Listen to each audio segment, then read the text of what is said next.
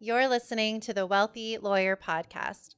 I'm your host, Lauren Klein, and the founder of the Wealthy Lawyer Squad, a community specifically curated for law students and lawyers who are ready for more success, wealth, personal growth and wellness, and ease in their legal career.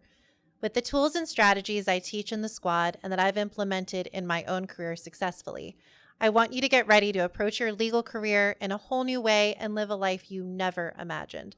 I'm a former big law attorney, entrepreneur, law firm owner, and success coach for law students and new lawyers, and I am here to support and inspire you on your journey in the law every step of the way. Let's go, squad.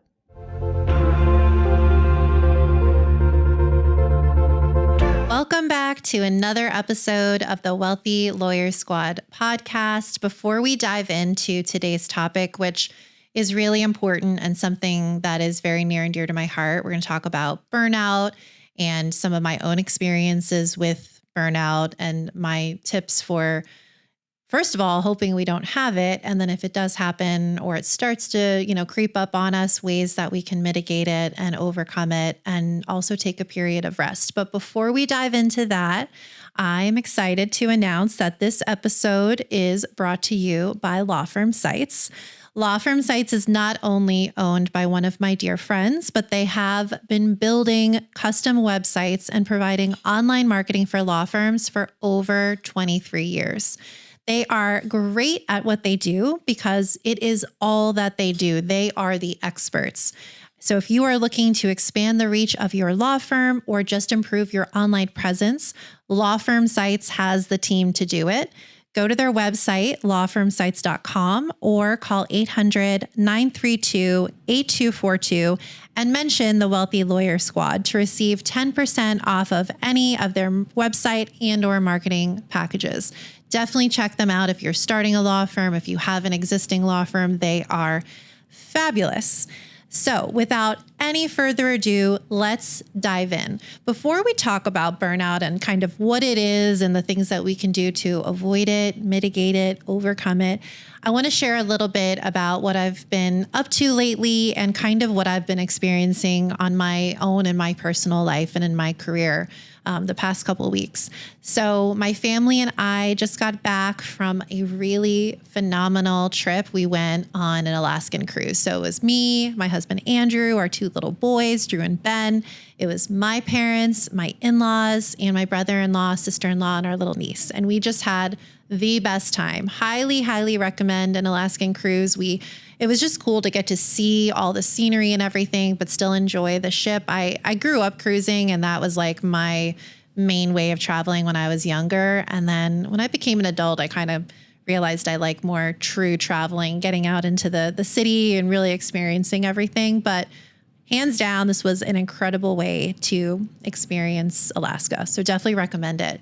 But what happened was right before we left for the trip, no matter what, you're always going to have, I think, kind of that, okay, we got to get work out. We got to get everything done, before I go out of town, working with my partner, Kristen, and our team to get everything out and get everything ready and feel good, for me to leave. And it was the first trip, really the second trip that I've ever taken in my career since I've been practicing law for 13 years now that I didn't bring a laptop. So the whole plan was go on this trip, don't bring a laptop, have my team, Kristen and the rest of the team monitoring emails. If they needed me, I was still in the US, so I still had cell service. I didn't buy the Wi-Fi package on the cruise ship. I was really proud of myself.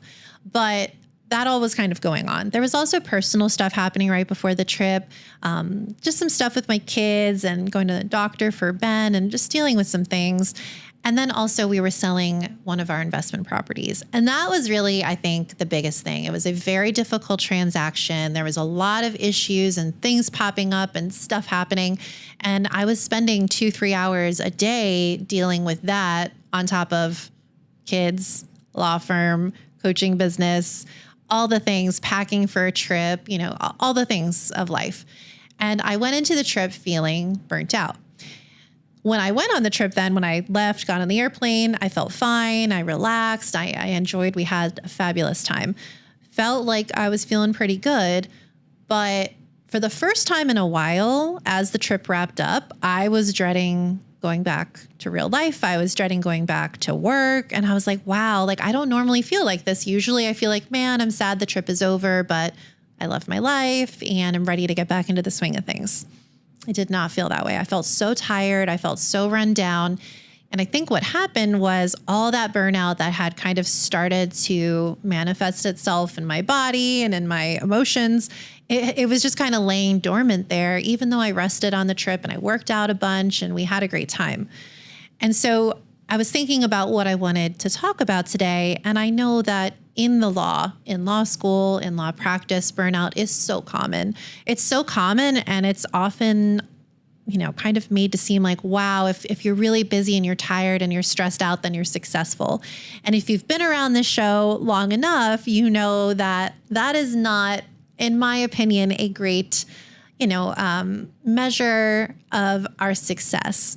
Yes, hard work is great and it has its time and its place, but not at the expense of our health and our well-being.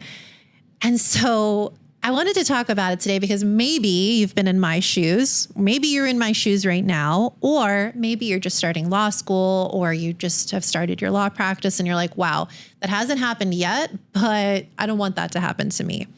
So let's first talk about kind of recognizing some of the signs when you are starting to encounter burnout or you're already deep into it. And a lot of these are the same things that I have been feeling the past couple of weeks. It's been really hard for me to get back into the swing of things, which is not normal for me at all. So chronic fatigue, that is a big indication that you are burnt out. Even if you're getting enough sleep, say, but you still just feel exhausted, you don't feel motivated, you just feel really out of it, that is a very common sign that you might be approaching or in the midst of burnout. Insomnia or trouble sleeping. I have a lot of friends that kind of is how it manifests for them. They lay in bed at night and their mind is just turning. For me, typically, I coma. The second my head hits the pillow, I am out. But I will tell you, the past few weeks since I got back, even I think not the night we got back, because we got back really late and I was just dead to the world. But the next night, like I was just thinking about all the things that we needed to do and we needed to accomplish. And, it was just, I don't know, it was unusual for me. And I was like, this is a sign that this is burnout. This is burnout. And I was ignoring it for a bit before we left, just trying to push to the finish line. But maybe if you're encountering that, that's a good indicator for you that you need to take a step back and figure out what's going on.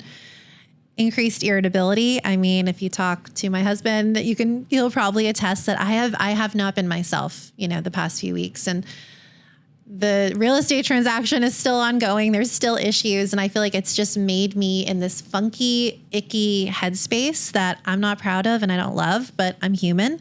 So that's another sign to look out for as well. Feelings of helplessness, or like a sense of detachment from work or from school. That's another clear indicator. So, again, hard work is great and it does really help you to kind of get to where you need to go so often, but at what expense? So, maybe you're prepping for your law school exams or you have a big project at work. If you start to kind of feel like, even though it's something you care deeply about and it's your goal, but you start to feel very detached from it, that's a good sign. Hey, let's take a step back and kind of think about, how can I correct this course? How can I take care of myself in a way that will get me through that exam or through that project? And then I can take, more of a break if I need to. If there's anything that's occurring like this in your world, number one, it's normal. It's okay. It's really hard not to beat ourselves up when we start to feel like this. I had a therapy session earlier this week and I was explaining to my therapist how I was feeling. And she's like, oh, burnout, easy diagnosis. And I'm like, I know, but it's hard for me because I don't want to feel like I'm letting people down or my clients down or my family down or my law partner. But she said to me, she's like, well, if you don't take a break and you don't kind of reassess what's happening, then it's just going to get worse. And then you really might let someone down truly, because as of now, you probably honestly have not done that at all. So here's some things that have been helping me, and that I hope would help you too if you are either in the midst of this or you feel like it could be approaching, or if you don't feel burnt out at all, but you want to make sure that as you move through law school, as you move through your law practice, that you are not getting to that point to the greatest extent possible. So one of the biggest things I think, and I think this phrase has been overused and it means so many different things to different people, but self-care. So what I did last week for myself, my version of self-care in that moment was a massage and just taking the weekend and making no plans. I made 0 social plans last weekend. And to the extent that I could, having 2 toddlers, I just laid in bed and read a book. And it helped me so much. I still don't feel 100% like myself, but the difference between Friday when I shut my laptop to Monday morning when I started back up again, I felt so much better. I could tell already that my nervous system was starting to recalibrate and I was starting to feel more like myself. Now, what I noticed, this is interesting, Monday, Tuesday, as I started to move through my day, I was still really tired in the morning, but once I got myself moving and up and going, then I was feeling better. That hadn't happened that first week when I was feeling really, really burnt out. So I think what that shows, at least for me, and it might be the same for you, is it might happen in, the kind of rest and healing might happen in increments. So what I'm hoping is this weekend, I also have very minimal plans. I have some plans. I have a friend in town who went to law school with Kristen, and then getting together with another one of my close friends, hoping it's just going to be nice friend time that will also, feed me in a different way. But I'm also going to just chill. I'm going to chill out. I'm going to keep reading that same book and just relax. And I hope that by Monday or halfway through next week, we're in a better spot. Also, for those of you who are listening who are in Florida this week, it was Hurricane Milton, and it was just very scary because we recently had another hurricane, Helene, and I think it's just watching people, suffering in their homes and their belongings where there's been deaths. And Kristen was very close to where the eye of the storm was supposed to hit. So I think it's just a lot. It's just a lot, and it happens to the best of us sometimes. It really does. Another thing that I have found very important for me, especially since I work from home so often, is setting boundaries, time boundaries around when I work and when I don't, and really trying to put the computer away when I'm not working and not think about work and give, myself the mental break. So let's say you're in law school and you're studying like crazy. I'm a big believer that deep work, like deep uninterrupted work for 5 hours, let's say, is so much better than just working for like 10 hours or studying for 10 hours that day or 8 hours. If you can put all the distractions aside and truly stay focused on a task, studying or working on a memo or preparing for trial, whatever it is, studying for the bar exam, if you can get that deep work, it is amazing when you put aside distractions, how much you can get done in a shorter period of time. And then you will have time to take care of yourself and rest. When I was in bar study, all those years ago, I had a set schedule. I would study until 5 p.m. As it got closer, maybe some days 5:30 or 6, and then I would stop. I would put it away. I would watch TV. I would read a book. I'd go see a friend. I'd go work out, whatever it was. So I could feel ready to go the next day. If you just keep going, you are not going to stay motivated, or it's going to be very hard to stay motivated, and you're not going to be sharp and clear in your mind. And I would rather have sharp, clear 5 hours than kind of distracted all over the place 8-10 hours of work. I think we underestimate how much deep work actually impacts what we do. And honestly, the setting of those time boundaries and those work and study boundaries is incredibly crucial for mental health. I was definitely not doing that before my trip. I was working weekends. I was working late nights, just trying to get everything done, which is not necessarily bad in and of itself. And I probably would have been okay if it wasn't for this crazy real estate transaction. But hey, life throws for a loop sometimes. So you got to make sure you have those boundaries. Something else that I've done this week, and it sounds so easy, exercise, like, oh, just exercise and you'll feel better. But every time this week that I went for a walk or I hopped on the Peloton, or tomorrow I'm going to go to the gym and lift, Literally, as soon as I was done, I could just feel my mindset being so much more positive, my energy levels going up, and just feeling those endorphins. It's just so easy, whether it's a 10-minute walk outside or going to the gym or going to a Pilates class or whatever.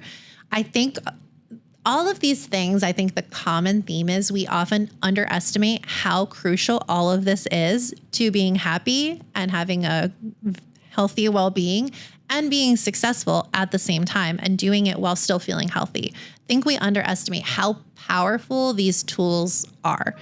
Again, hard work, our brains, our connections, all of that is important. But if we don't stay healthy and mentally well while we're achieving all the goals and being all the things, what are we even doing it for? Especially if we just end up in burnout. So definitely physical exercise is so key. And I have tried really hard because I have two reactions when I'm stressed. Sometimes the reaction is I just don't eat that much. In law school, there was one semester, I can remember it so clearly, I just wasn't eating that much. And especially before kids, I was very, very thin. So if I lost even a little bit of weight, it did not look good. It did not look good. And I had family and friends kind of like, are you okay? I'm like, I'm okay. It's just, that's kind of my reaction, and not taking the time to have like a healthy meal. Now I feel like since I've been back from this cruise, it's been the opposite. I'm like, I want all the things. I want the pizza and the subs, and I want pad thai every day. And not that it's bad. I mean, sometimes that in and of itself can be self-care. And listen, I got a sub this week and it made me happy and it brought me so much joy. But after a couple of days of doing that, I was like, ugh, I don't feel good. I don't feel good at all. And so just taking the time to make a green smoothie or have a good salad at night really kind of helped me to feel even more of a reset. And that's what I plan on doing this week too. Maybe stopping after the gym tomorrow, getting a green juice, something to that effect, I think can be really helpful. And it's been helping me over the past few days. And mindfulness and meditation. I know I talk about this a lot on this podcast, and we do a lot of meditation every time we have a coaching session in the Wealthy Lawyer Squad and the Law School Blueprint for the Law School Success Blueprint or the Lawyer Success Blueprint. We always start with a meditation because it sets the tone. I mean, even now I can feel my shoulders kind of creeping up and maybe not breathing like really deep into my chest, kind of keeping it shallow. And all of those things can not only kind of restrict oxygen, which can then hinder, our thought process and our ability to make decisions, especially in a stressful environment like law school or law practice. But one of the reasons I focus so much on this is it has been one of the biggest keys to my own personal career growth, wealth building, and success is just focusing on meditation. And not only just regular, meditation, whether it's guided or just sitting in silence, but also the mindfulness aspect of it all. And so just, taking the time to kind of put things into perspective and think, okay, yes, I feel stressed out. I feel burnt out, but let me go back to the basics of what I really can focus on. And from a gratitude perspective, what do I have in my life? I have a roof over my head. I have clean water. I have fresh food, access to food, anything I really want. I have my family. I have my friends. I have my businesses. And even with the real estate, I kept saying to myself, not in every moment, I'm human, but in a lot of moments thinking, wow, like how lucky am I to have this problem, to have this investment property that I now get to sell, even if it's like a classic law school exam, like real property class, like all the things that could happen and go wrong in a transaction.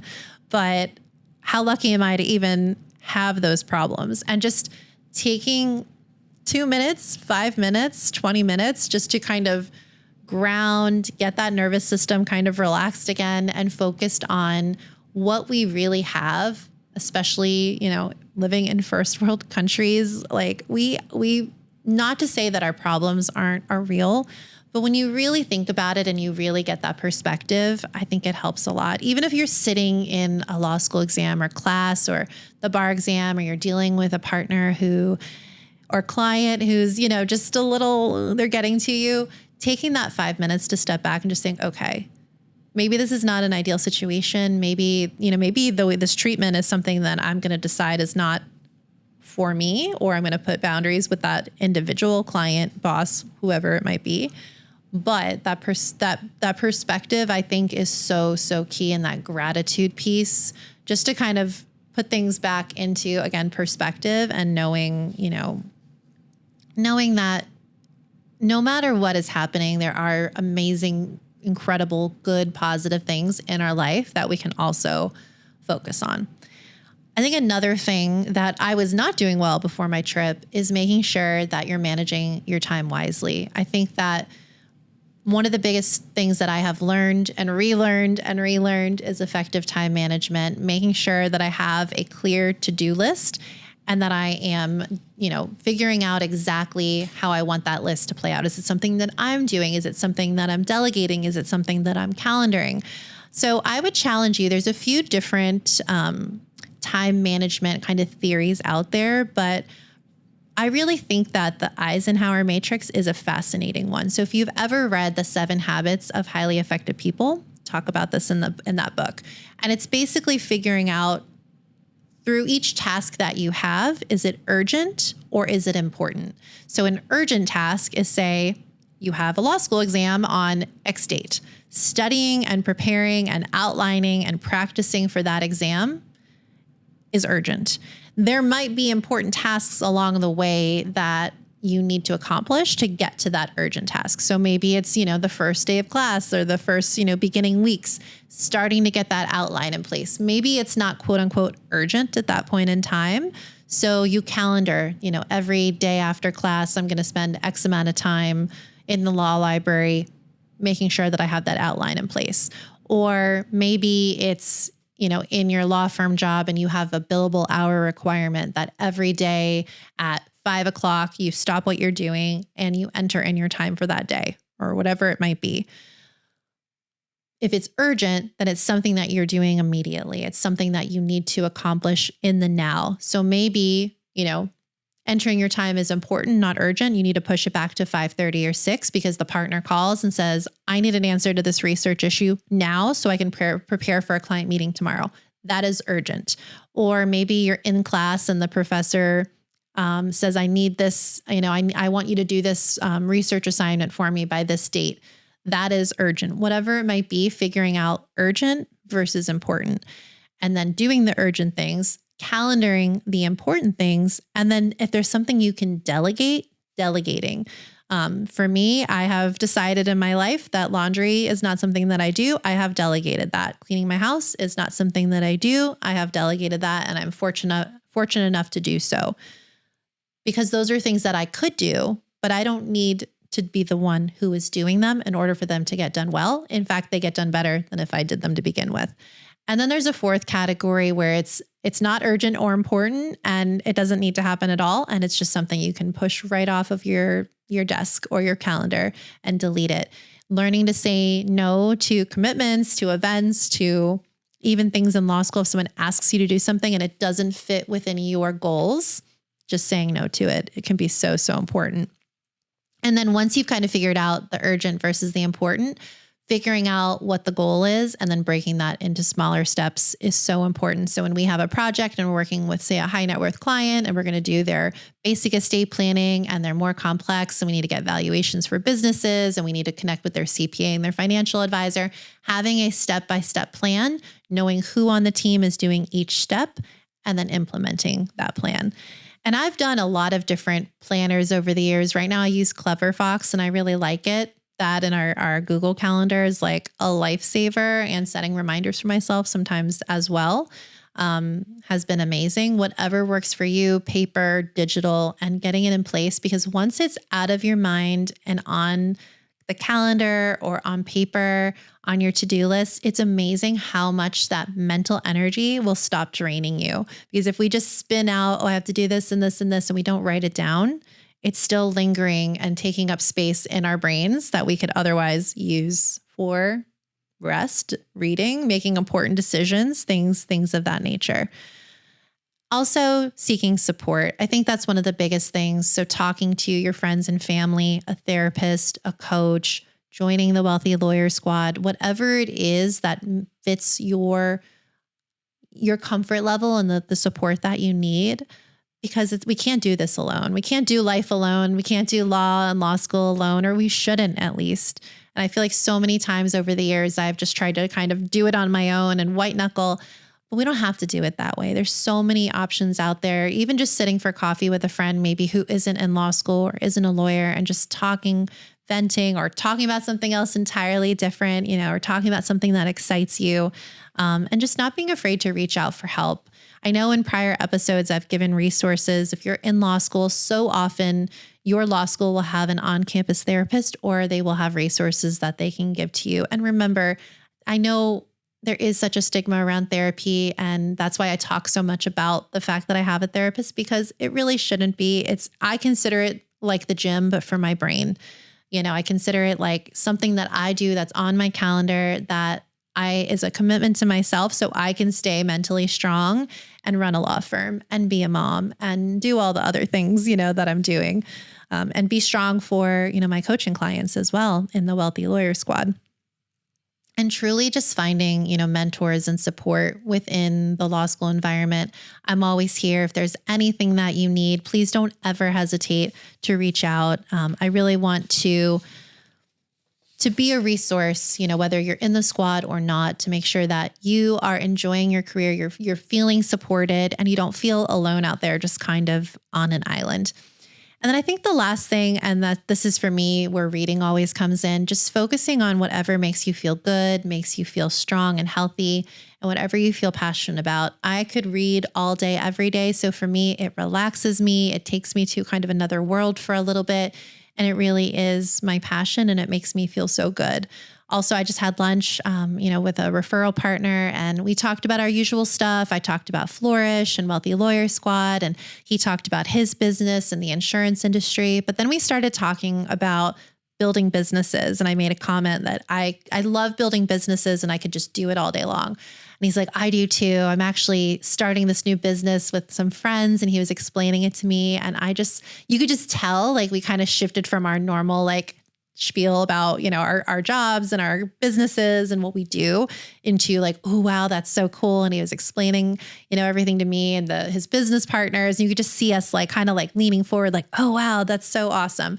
Finding whatever that is and kind of reconnecting to whatever brought you to law school, the law in the first place, I think will help a lot as well. But I hope this episode was helpful. I hope that if you are feeling anywhere close to burnout or in the midst of it, that you really take this episode to heart. Think about some of the things that can help you. And if you were like, no, I'm good, making sure that you take these steps to prevent ever going down that path at the greatest extent possible. But I think it's important to know, especially for those of us who are A-type and, really goal-oriented, that it is okay to feel this way. I have to tell myself that it is okay and it's normal and it's part of the human experience. So thank you so, so much. I'm so happy that you tuned into this episode of the Wealthy Lawyer Squad, and I can't wait to talk to you again soon. Bye, everyone.